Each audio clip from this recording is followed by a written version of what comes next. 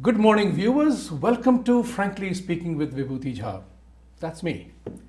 As always, we discuss issues that have significant impact and implications on our political, social, economic, and every segment of our lives.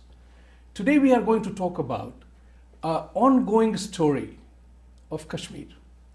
And as I have often said to you, it's not Kashmir alone. It is Jammu, Kashmir, and Ladakh.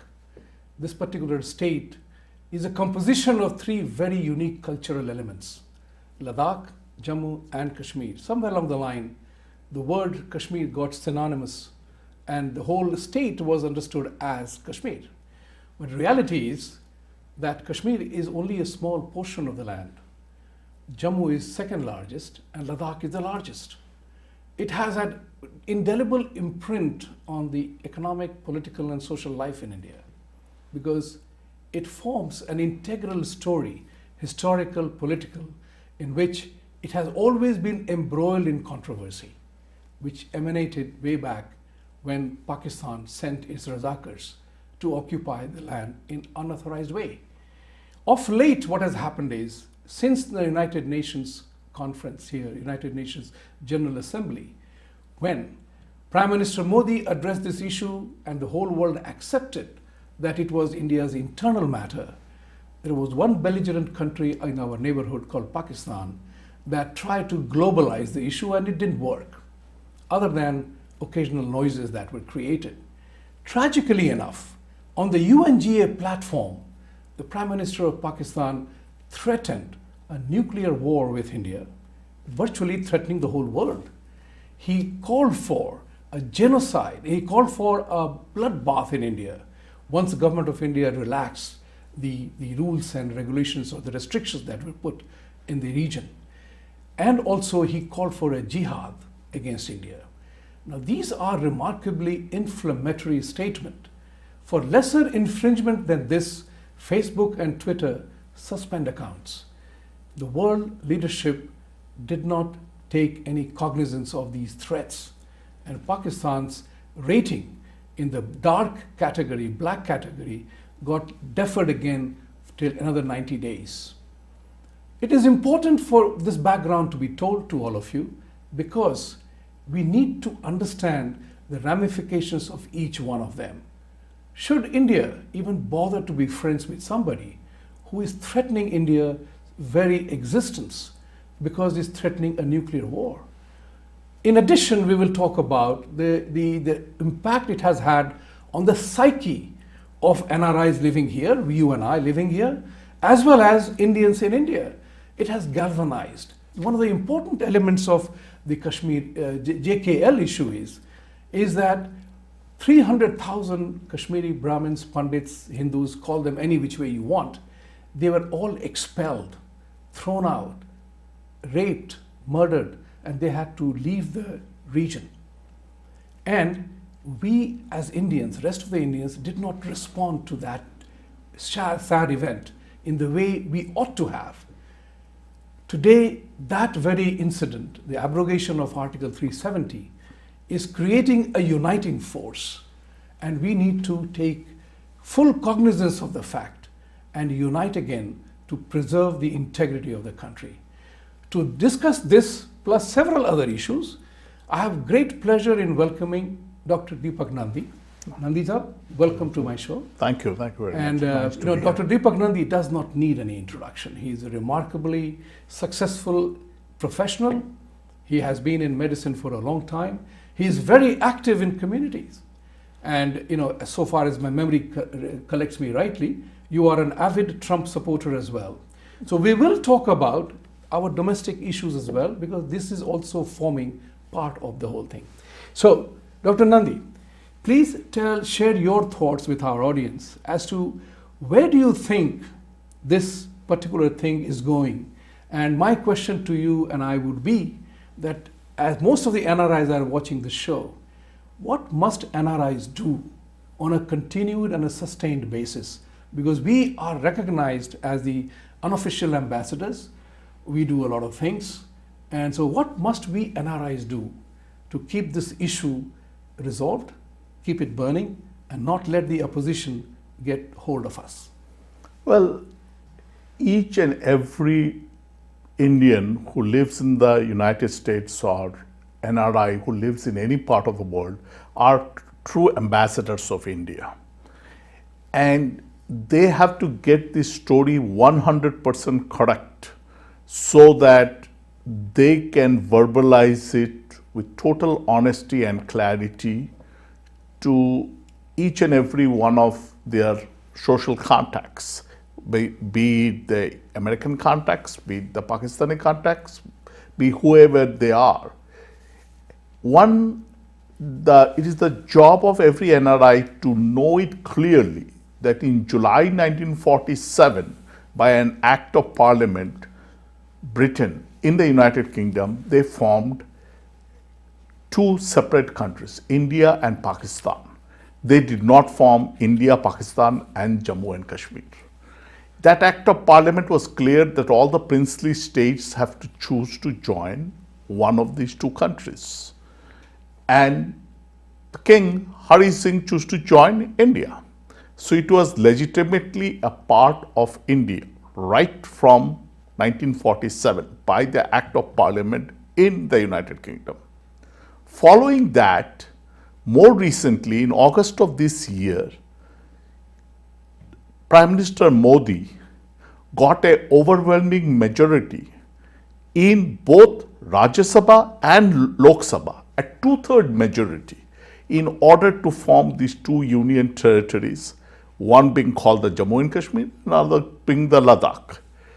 So Article 370, which was always a temporary article, was removed by an overwhelming act of parliament where opposing parties also voted for that, and the whole affair is totally legitimate, done based on act of law with zero element of force or autocracy. Now, what the world has been told by the liberal media is a different story at some level. They are just talking about that after this formation of these two union territories, there has been a lot of human rights violation. People have been locked up, cell phones have been taken away, communications. Now, what the liberal media doesn't talk about, that this was the story even before this happened. There was continuous act of violence. People did not feel safe to go to the streets, and that has been going on for the last 50 years, 70 years. So what happened is the government had to take some extraordinary measures for a very short duration, the month of August, the month of September, and by mid-October, first week of October, the government already removed. People have been allowed to walk freely. All cell phone communications have been restored. There is hardly any act of violence within the Indian portion of Jammu and Kashmir. And people are leading a true democratic life with hope built in them. Hope of what? Hope of prosperity. Hope the government of India will allow businesses to flourish, would allow more capital to come in. People from other parts of India would be allowed to invest in businesses there without having any kind of fear. And they can see that in future there will be more employment, more elements of education, zero terrorism, less violence, and mother can see their children to have some kind of life in Jammu and Kashmir, which has not been there for a long, long time. And that you are absolutely right, because in the pursuit of our constitutional rights of life, liberty, and pursuit of happiness, if there is no life, there is no liberty, and there is no pursuit of happiness. This is something that everybody must become very consciously aware of, because it's important, as Dr. Nandi also mentioned, that you have to have a discipline. You have to have a law that works. So, for example, there was a disturbance in that area anyways, and a lot of people who didn't like living in Kashmir area, geographical unit of Kashmir, they moved to Ladakh. And that's how the cultural element began to shift. So the question was that, did you want to have a war, disturbances like the Middle East Spring or like Hong Kong. So the government of India took a judicious stand that there comes a moment in time that if you go to a hospital, you subscribe to the rules and regulations of the hospital. Visiting hours as well as calling hours. Everything is managed according to the rules of that place. But because this particular thing was to be done, there are certain actions and steps were required.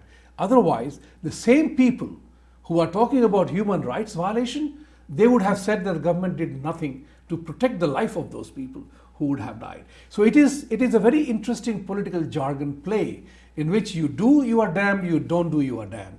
And I think Prime Minister, the Indian government took the very judicious stand. Now, there comes a point, we Indians here in the United States, ever since, and globally, Prime Minister Modi came to power, we have been far more energized because of the entire perception he changed about non-resident Indians. And I said in my previous program, the Prime Minister used the NRIs as a new resource of India. So, we are indeed a new resource of India. We contribute in more ways than one, and we have to be proud about it. And we have to be aware about it, and let's take that step forward. Recently, when this particular thing happened, there were several US congressmen who were Indians. And I will not name them, there are a handful of them. None of them vocally supported the Kashmir scenario the way it was after 370. There was an uproar amongst us Indians that how can it be that X from California, Y from Chicago, or somebody in Washington did not support the Indian. It came as a real shock because we had been contributing, Indians have been contributing to the election funding. And that's the question comes about, that if you do not know what you are doing, you do not assert what you want, if you do not know how to ask for what you want, but that's what you get, nothing. And so the question here now is that whether you see Pramila Jayapal in DC, Washington State, or Ro Khanna in California, Krishnamurthy in Chicago area, yes, and Ami Bera again from California, none of these people came out vocally to support, and this was shown in the recent State Department hearing that happened just yesterday. It was appalling that the hearing was called Human Rights in South Asia, and it was only about India and Kashmir was talked about. The question here is, are we prepared? Did we enter that with full preparedness? The answer is no. As a matter of fact, one of the Chidananda Rajghatta, who is the Times of India correspondent in DC, he wrote in Times of India that it was the failure of Modi supporting NRIs that they did not know what was going on. That is a bizarre kind of an observation, but that's what it is. Even one of the staunch supporters of Kashmir issue, she said that I'm here not as a Kashmiri Hindu, but as a conscientious journalist. Your thought on this? We have exactly 2 minutes before we take a break. So tell us, what do we need to do to make our money talk and money count? Well, you have to first analyze where is the control coming from. In my humble opinion, the control is coming from the elite media. Everybody is scared of the elite media. They are scared of the Guardian newspapers from the UK. They are scared of the New York Times. And we have seen over the years hundreds of articles bashing India. It is not New York Times will not see you kindly if you talk emphatically how India has been on the right course. It is the liberal media's agenda to push, to talk about liberal things where it is over-inclusive, where globalism is taken care of, where one cannot indict a particular religion, where one cannot talk about terrorism. Those are the driving forces. And these politicians, and by the way, Ro Khanna, I have donated heavily for him, right from the very first day, in tens of thousands of dollars. So I have spoken to him. It is all coming from, they just look at the North Star.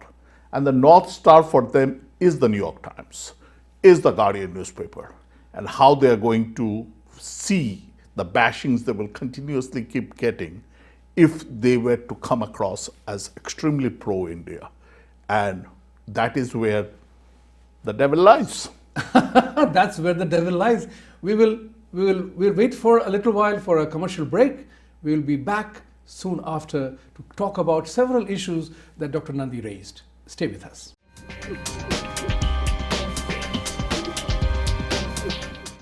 Welcome back. We had been talking about several issues. So one item is, how do we manage our own access and outreach? I remember very, very vividly when one senator once told me that we love you Indians as immigrants to this country. You are educated, you are professionals, you take care of your family, you take care of your children, you are highest median income, you are least problem from the law and order point of view, and you ask for nothing. That's so important, such an important point, that if you don't ask, if you don't assert yourself, nobody pays attention to you. There's a very common phrase, crying baby gets more milk. Applying that yardstick, and what Dr. Nandi said, that we have been donors, but we never knew how to ask for it. And everybody gets guided by a North Star of their picking. So the question there is, as a media, liberal media, we can't talk about certain things. We can't talk. It is politically convenient and politically mature to talk about the general welfare, talk about giving something free. But if nobody realizes that nothing comes free. It is this country that taught me there is no free lunch. So if there is no free lunch, then how is it that liberal media takes up issues of human rights but refuses to talk about violation of human rights by China, by Pakistan, and many other countries or faiths, and doesn't say a word?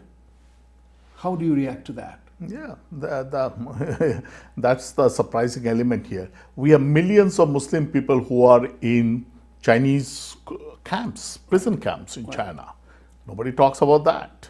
We are just recently, in a very minimal way, seeing the protest of Hong Kong. Imagine that happening in India. That would be the front page of the New York Times every day. So I think India has been taken for granted. And that has been the beauty of India and the tragedy of India. For thousands of years, different people, India has been assaulted from the days of Genghis Khan to Timur the Lame to Ghazni to everybody. They came, they looted, they raped, but India has been kind and India has been always forgiving. And India was so vast with knowledge that everything could get diluted out without basically having a speck on the Hinduism or the way of life of India. That has been the beauty of India. And the liberal media knows that. They see India that way. And that is the reason when they see a small, any kind of an uproar, they say, well, you are not supposed to do that. You are the country which is supposed to be ever forgiving, ever knowledgeful, ever willing to bear the brunt. This is the perception of India among the highest educated elites of India, of the Western civilization. They have seen India as a land which have meditated to thousands of years, who have such vast aggregation of knowledge that they are able to forgive and forget small things. And when India does things which look much more concrete, which looks aggressive, they're just not able to get it at the very, very top level. But that's a very important point you talked about, is that our ability to forgive and accept and tolerate is our strength. Exactly. But when your enemy begins to use your strength against you, there comes a moment in time that you have to tighten your band. And you have to draw a Lakshman Rekha, a line you can't go beyond. And when you said that, when small things we are okay, but when we try a big thing, then people are aghast that how can India do that? Now that's the important point, because ever since, think about it like this, 1941 census of India, you look up the data in Google, you will find that there were only 145,000 British, plus women and children, who were ruling India. Think about it, 145,000. They used us. They used us as people, their staff, their army, their police, our resources to destroy India any which way they wanted, and we gave in. Now, is that a strength or just stupidity? I do not know. I'm not a student of history, but I'm thinking about it time and again that if my strength gets abused, if my strength of acceptance and tolerance gets abused by somebody, I got to draw a line. So if we have in our societies, in our way of life, West, democracy, India, freedom of expression, the right of property, if these are rights abused by our opponents who want to, in the name of those rights, they want to put us under their rule of law, then do you think it's time to tighten the belt? Well, again, while I fully support your side and I am a conservative myself, but I will like to bring this point. The Britishers came, they looted us, they took our money, they made us from the third richest nation of the world to the 50th the poorest nation of the world. They looted us. But what they could not loot from us is our culture. Wherever else the Britishers went, the French went, the Spanish went, like they went to Brazil, they changed the culture of the land. They changed the way they pray, they've changed the way they think. Were the Britishers able to do that to us? No. Why? Because our forefathers had aggregated so much wisdom and so much knowledge. And my mother used to tell me, anybody can take away everything from you, but not your knowledge, not your education. And we Indians, we are so proud of our own aggregated wisdom, knowledge that has come through us, the Vedas, the Gitas, and whatever we have learned and our way of life, which is so rich that we do not feel that these Britishers looted anything from us. Because in spite of the loot of the material wealth, they could not loot our culture. They were not able to convert most of Hindus to Christianism, which they succeeded in almost every other country of the world where they went. Now you use the word converting. Now that's a very interesting segue for me because that's important. The role of religion, how it impacts the daily life of people. I'm a believer in this concept that if you believe in intelligent design, that God created the whole universe, you and I and all together in it, or you are a believer in evolution, doesn't matter. But something that brought us here on this planet Earth, God did not create religion, people did. And as people's creation, religion is remarkably imperfect.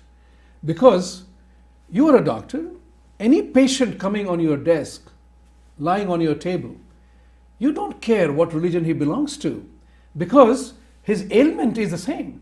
Ulcer has no religion, cancer has no religion, psychiatric treatment has no religion, stupidity has no religion, right? So the question arises then is that you talked about conversion. I often opine that conversion is a major sin against God's original intent. Because if God wanted you to be Mudaliyar, he could have done it like this. If he wanted you to be Thomas or Muhammad, he could have done it like this, but he did not. He brought you in a family that gave you the name Dipak and Nandi, right?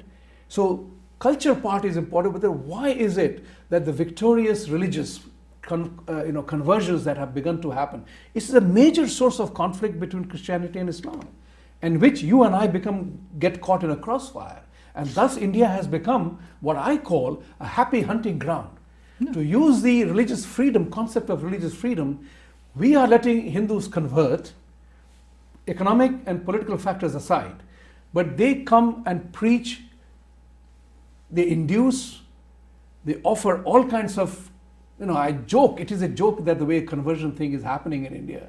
So do you think that as a doctor who has no religious bias in his patients, this religion thing, that role, science and technology, the evolution of medicine that we know now that men are responsible for gender determination of a child, that religion must be taken as an educated people, take religion as an individual element or a community element, but nothing to do with anybody else.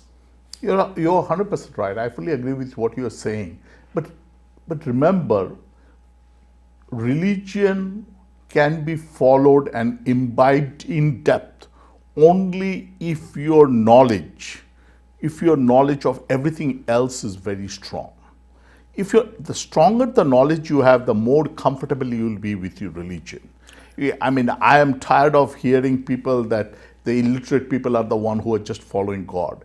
It is the literate people who has read a lot of books are the one who then practice religion, and nobody can convert them because they are so comfortable with it. It is so hand in glove with them. It is only when it is not a hand in glove with them, that is somebody who do not have the education, who have not read thousands of books, who have not been. That is the reason in Hinduism we used to have these pathshalas where they would not talk about just religion, they would talk about a way of life, they would talk about dharma, they would talk about what is right and what is wrong. And that is the thing they would talk about mostly. And those things inculcated them to follow Hinduism to the max. And I dare say, this Kashmir issue, it was the Hindus. It was some unfortunate Hindus who got converted into becoming Muslims in the last 300 years, which gave the pathogenesis of this whole conflict. Absolutely, because you convert, you abandon your home or religion or faith at the expense of the sword or from getting out of extreme poverty. And that has been the bane of our country, is that we have never been united to bear the onslaught of the invaders. Now that brings me to the other issue. Even in the extreme situations, Hindus somehow miss out on being united. And unity in strength, and strength is unity, remains a story in Panchatantra. To give a bhashan to somebody, it doesn't lead to practicing that thought into the real life, that if we are who we are, then whether you are in Tamil Nadu, Kerala, Bihar, Bengal, Punjab or Maharashtra, anywhere, we have one purpose. And we are no longer considering that at this particular moment in time. Somewhere along the line, the Jammu, Kashmir, Ladakh issue has united India pretty strongly. So the question is, how do we sustain it? Or do you think that sectoral ways, our classic way of being divided and happy, ekla chalo re, will eventually prevail and we will again be disunited? But at the same time, I think I would congratulate India. Look at our biggest example to compare with would be Europe. Europe fought so many wars between France and Germany, between France and Denmark, between all these countries were fighting wars up until 300, 400 years back. India also had a lot of wars fought from outside invaders capitalizing on our divisions. But we were not, today after 1947, 26 states got threaded together, and they have been working pretty much in harmony in spite of different culture, because they were mostly following the same religion and they were following the same spiritual base. And Kashmir became an example which became more an issue because of political autonomy, because of Article 370 and all kind of things that were given to them, which differentiated them and created a monster in the house, I think. And I mean, you are totally right. And this is where the important point comes up, the role of religion. I mean, look at it from this point of view, that when you brainwash children to murder and maim other people just because there are 72 virgins waiting for you in God knows where, when you incite people to murder, that's a clear sign of being brainwashed. And we, the people, we need to begin to question those kind of beliefs. Just as until several years ago, women were held responsible for determination of a child. That's why women used to say, "Mera beta," male child delivery. Now we know that thunder and lightning doesn't happen because gods are angry. Now we know that it is the men who are responsible for gender determination of a child. The justifications for so many, as science and technology evolve more and more, the darkness caused by religious fear is going to go down. And that's why you see a rise of atheism. Atheism, there is nothing wrong in it. India accepts, Hinduism accepts everything. Believe, don't believe, or whatever. We will take a short break and we will come back and talk about certain other matters, including issues in America. It affects us all. Stay tuned.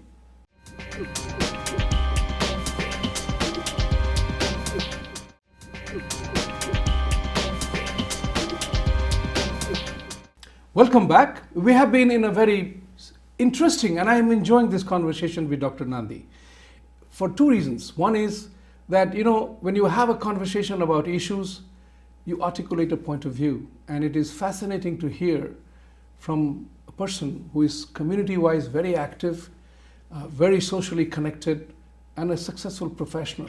Thank you. So that point matters. It matters because we all are professionals. And we have to be able to articulate our point of view. It's not enough to be educated, have knowledge, but it's also important to be able to articulate and apply it.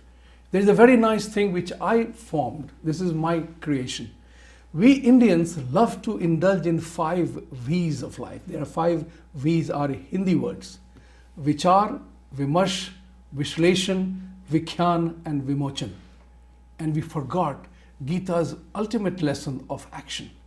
So we spend a lot of time in the 5 V's, which are Vimarsh, Vishleshan, Vimochan, and Vikhyan, and we forgot that everything has a consequent action. There's a cause and an effect. We came to America to live here. It was not related to any of the 5 V's, but it was an action that we took to bring here.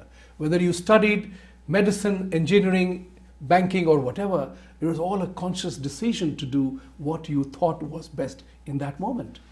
Considering that part of it, I wanted to bring it down to real terms. Indo-US relationship. Prime Minister Modi has really galvanized the India's position on the world, in the world map, so much so that he heard the liberal media in India accuse him of being an NRI Prime Minister. But today we see the impact of that India is able to take tough actions. Prime Minister Modi is not personally attending the non-aligned movement, because non-aligned movement was the one which weakened India, which made us friendless, because friends help friends over non-aligned. Remember that, it's part of our daily living. So the question here is, India is going to take an action against Turkey and Malaysia for openly supporting Pakistan and commenting on Kashmir. That would never have happened in a previous regime. So talking about that aspect, we live in America. In the US-India relationship, we know that we are liked by the congressmen and senators. They admire us. But what must happen for us to make an impact, to develop the clout, that we are not, you use the phrase, not become taken for granted again? How do we assert ourselves? What must happen in the Indo-US relationship? Is it only money? Or is it the voice? How do we do that? I think we have to become very actively involved. We Indians lead a very, very busy life, and it has to start at the local level. Each Indian living in their area, their own congressman, they need to become friend of the congressman.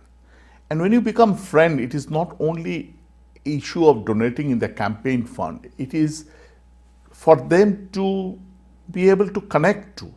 I remember, I'm so connected with my local congressman. He calls me, well, this voting is coming, please make sure that 50 of your friends gather together and go to vote.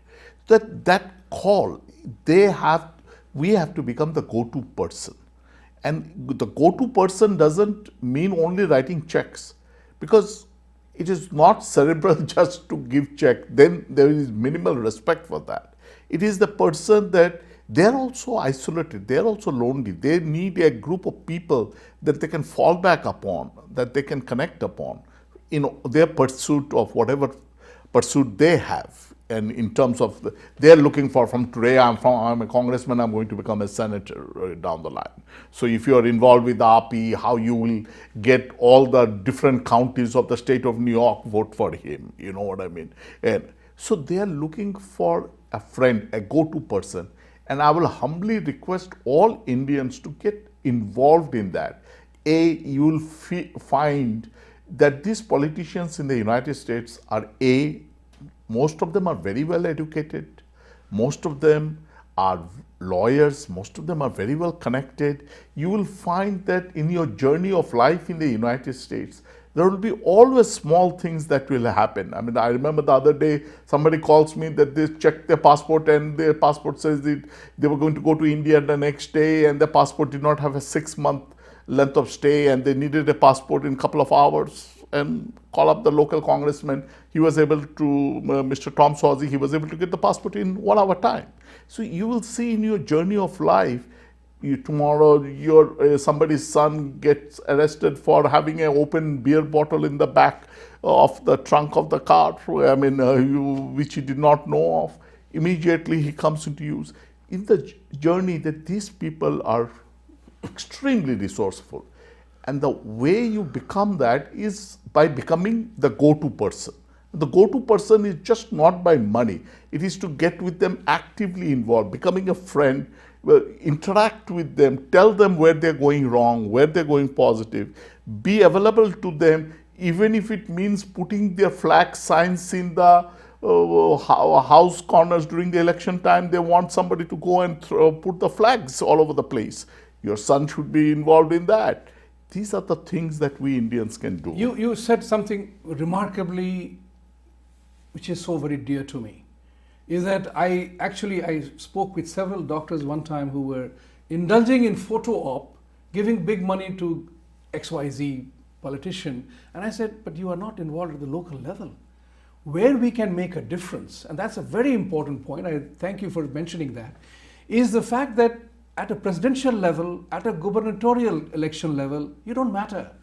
We are only 3 million, 3 or 5 million Indians max in this country, spread over all over the place. Correct. But we have a pocket of influence in the local areas where 100 vote matters, Correct. 50 vote matters.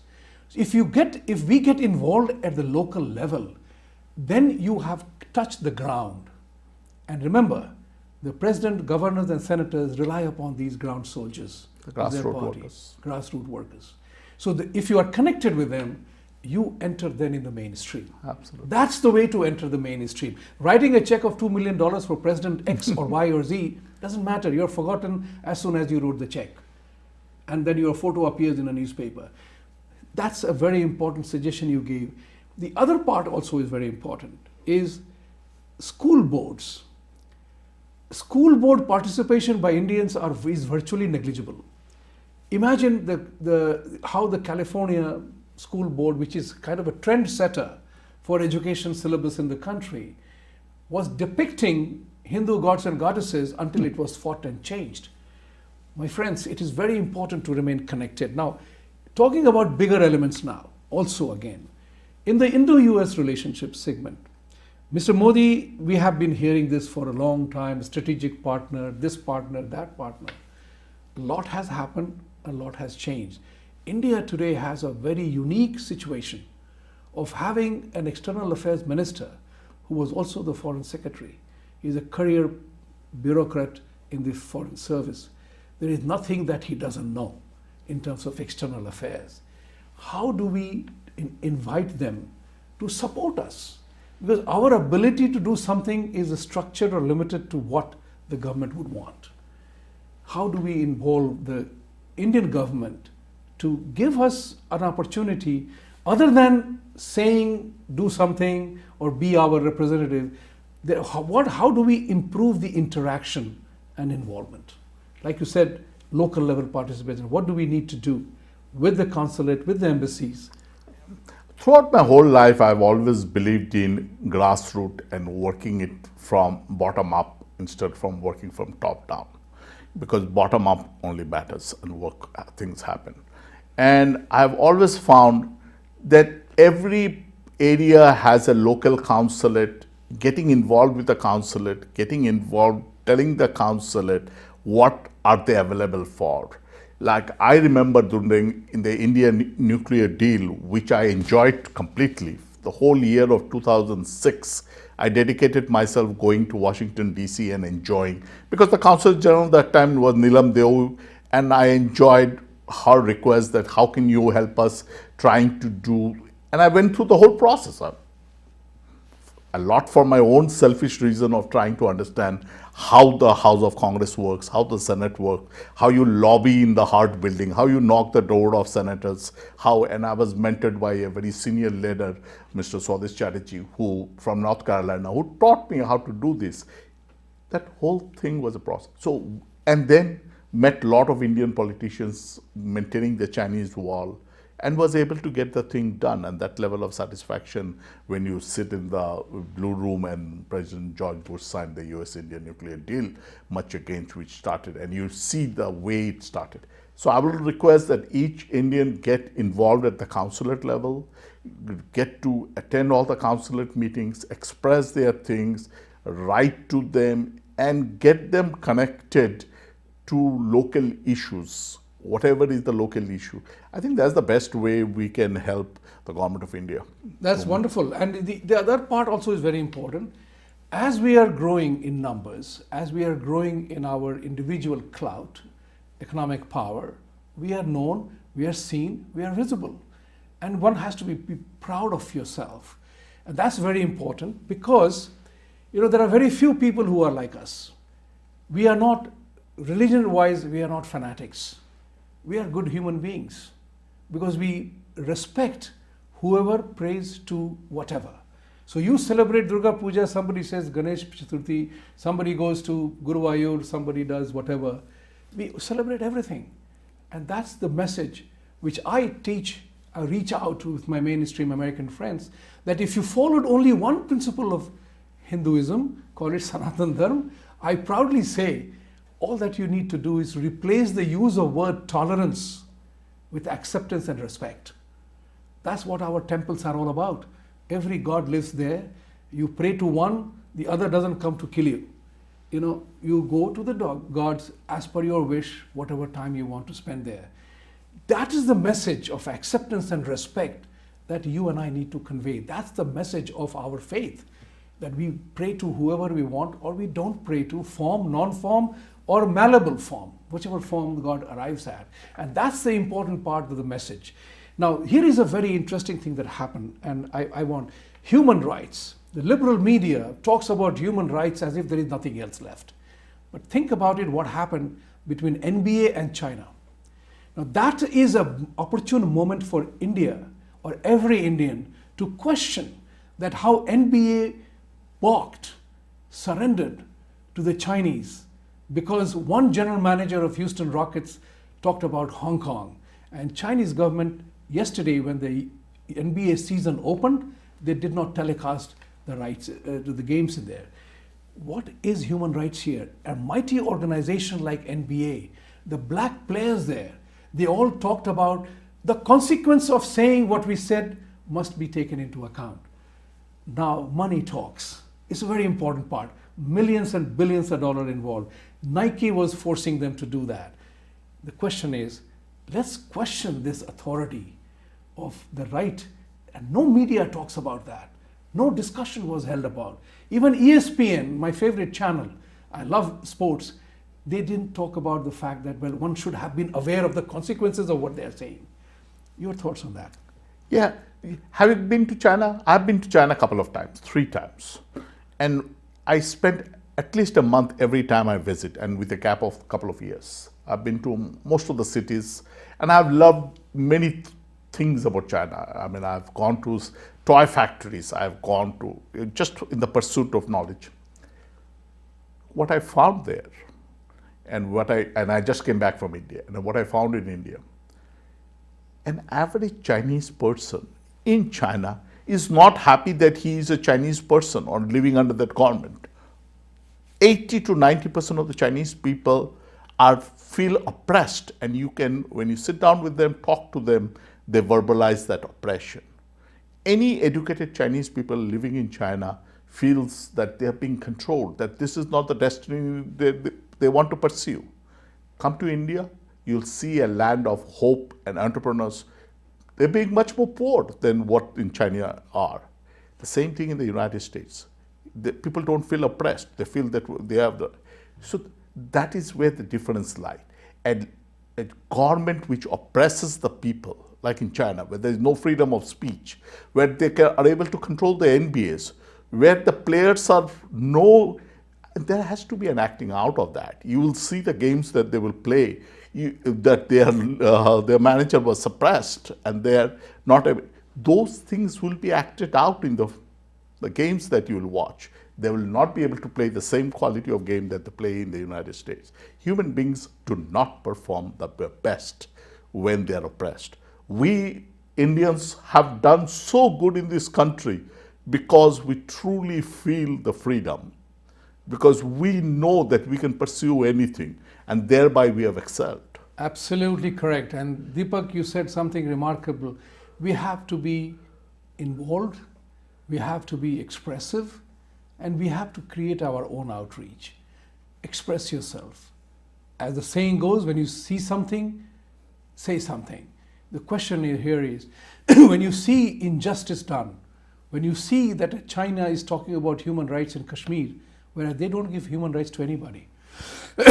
When Pakistan talks about human rights in Kashmir, when they have obliterated minorities in their own country, don't listen to it quietly.